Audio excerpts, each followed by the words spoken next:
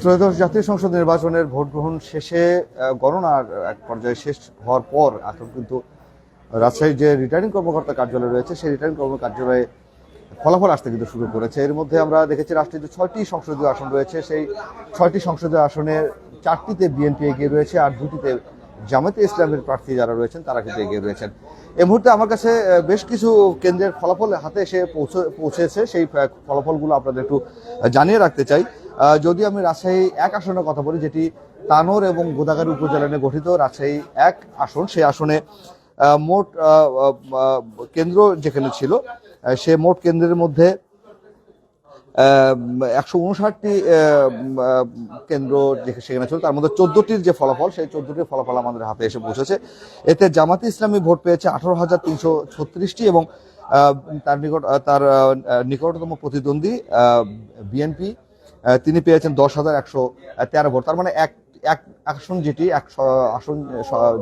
তানোর গোদাগাড়ী নিয়ে গঠিত সেই আসনে কিন্তু সেখানে জামাতের যে প্রার্থী সেই জামাতের প্রার্থী এগিয়ে রয়েছে। আমরা একটু জানিয়ে রাখি যে রাষ্ট্রের যে 6টি আসন রয়েছে তার মধ্যে 4টিতে বিএনপি এগিয়ে রয়েছে, 2টিতে জামাত প্রার্থী এগিয়ে রয়েছে। সেই 2টি হলো রাজশাহী 1 আসন এবং রাজশাহীর যে 4 আসন যেটি রয়েছে যে বাগমারা নিয়ে গঠিত সেই আসনে কিন্তু জামাতের প্রার্থী সেখানে এগিয়ে রয়েছে। আমরা একটু একটা করে আপনাদের ফলাফল জানাচ্ছিলাম 1 আসনের ফলাফল। এবার জানাবো রাজশাহী 2 যেটি সদর আসন, যেটি রাজশাহী সিটি কর্পোরেশন এলাকা নিয়ে গঠিত, সেই সদর আসনে কিন্তু বিএনপি এগিয়ে রয়েছে। সেখানে হেভিওয়েট প্রার্থী রয়েছে মিজানুর রহমান মিনু, যিনি প্রয়াত বিএনপি চেয়ারপারসন প্রয়াত বেগম খালেদা জিয়া তিনি উপদেষ্টা ছিলেন এবং রাজশাহী সিটি কর্পোরেশনের মেয়র এবং এমপিও তিনি ছিলেন। তিনি সেখানে প্রতিদ্বন্দ্বিতা করছেন। তার সেই যে ভোট আসনটি যে রাজশাহী 2 সদর আসন, সেখানে মোট 115টি কেন্দ্র রয়েছে। সেই 115টি কেন্দ্রের মধ্যে 14টি কেন্দ্রের ফলাফল আমাদের হাতে এসে পৌঁছেছে। সেই 14টি কেন্দ্রের মধ্যে মিজানুর রহমান মিনু, যিনি বিএনপি মনোনীত প্রার্থী ছিলেন, তিনি 15,144টি ভোট পেয়েছেন এবং তার নিকটতম প্রতিদ্বন্দ্বী জামায়াতে ইসলামী 11,013টি ভোট পেয়েছে। 14টি কেন্দ্রের যে ফলাফল আপনাদের জানিয়ে দিয়েছে যে রাজশাহী 3 যে আসনটি রয়েছে, যেটি পবা এবং মোহনপুর উপজেলা নিয়ে গঠিত রাজশাহী 3, সেই আসনে মোট 6 জন প্রার্থী কিন্তু সেখানে প্রতিদ্বন্দ্বিতা করছিলেন এবং সেখানে মোট 131টি ভোট কেন্দ্র রয়েছে। সেই ভোট কেন্দ্রের মধ্যে 59টি ভোটের কেন্দ্রের যে ফলাফল সেটি আমাদের হাতে এসে পৌঁছেছে। সেই 59টি প্রাপ্ত ফলাফলে আমরা যেটি দেখতে পাচ্ছি, সেখানে বিএনপি মনোনীত ধানের শীষ প্রতীক নিয়ে শফিকুল হক মিলন তিনি কিন্তু এগিয়ে রয়েছেন। তার প্রাপ্ত ভোট হচ্ছে 59টি কেন্দ্রের 80,179 ভোট এবং তার নিকটতম প্রতিদ্বন্দ্বী জামায়াতে ইসলামীর তিনি দাঁড়িপাল্লা প্রতীক নিয়ে নির্বাচনে অংশগ্রহণ প্রতিদ্বন্দ্বিতা করেছেন, তিনি পেয়েছেন 58,113 ভোট। রাজশাহী 4 আসন যেটি রয়েছে, যে 4 আসনে জামায়াতে ইসলামীর প্রার্থী সেখানে এগিয়ে রয়েছে, যেটি বাগমারা উপজেলা নিয়ে গঠিত রাজশাহী 4 আসন। সেই 4 আসনে মোট 4 জন প্রার্থী কিন্তু প্রতিদ্বন্দ্বিতা করছেন, কিন্তু নির্বাচনের 2-3 দিন আগে একজন প্রার্থী নির্বাচন থেকে সরে যাওয়াতে মোট 3 জন প্রার্থী সেখানে প্রতিদ্বন্দ্বিতা করছিলেন। তার মধ্যে সেখানে কিন্তু আমরা যেটি লক্ষ্য করছি যে সেখানে মোট 40টি কেন্দ্রের আমাদের কাছে ফলাফল এসে পৌঁছেছে রাজশাহী 4 আসনে। সেখানে ফলাফলে দেখা যাচ্ছে যে দাঁড়িপাল্লা প্রতীক নিয়ে যিনি নির্বাচন করছিলেন তিনি কিন্তু 43,295 ভোট পেয়েছেন 40টি কেন্দ্রের, আর তার নিকটতম প্রতিদ্বন্দ্বী ধানের শীষ প্রতীক নিয়ে তিনি প্রতিদ্বন্দ্বিতা করছিলেন, তিনি পেয়েছেন 40,655 ভোট। অর্থাৎ দাঁড়িপাল্লা পেয়েছেন 43,295 ভোট এবং ধানের শীষ 40,655 ভোট সেখানে রয়েছে। মোট 40টি কেন্দ্রের ফলাফল সেখানে আপনাদেরকে জানাচ্ছিলাম। এবং রাজশাহী যে 5 আসন রয়েছে, যে আসন নিয়ে সকলেরই একটি সমীকরণ ছিল, সকলের একটি হিসেব নিকেশ ছিল, যে আসনে মোট 7 জন প্রার্থী প্রতিদ্বন্দ্বিতা করছেন পুঠিয়া এবং দুর্গাপুর উপজেলা নিয়ে যে গঠিত সেই আসনটিতে কিন্তু সেখানে বিএনপির যিনি প্রার্থী রয়েছেন অধ্যাপক নজরুল ইসলাম তিনি কিন্তু এগিয়ে রয়েছেন।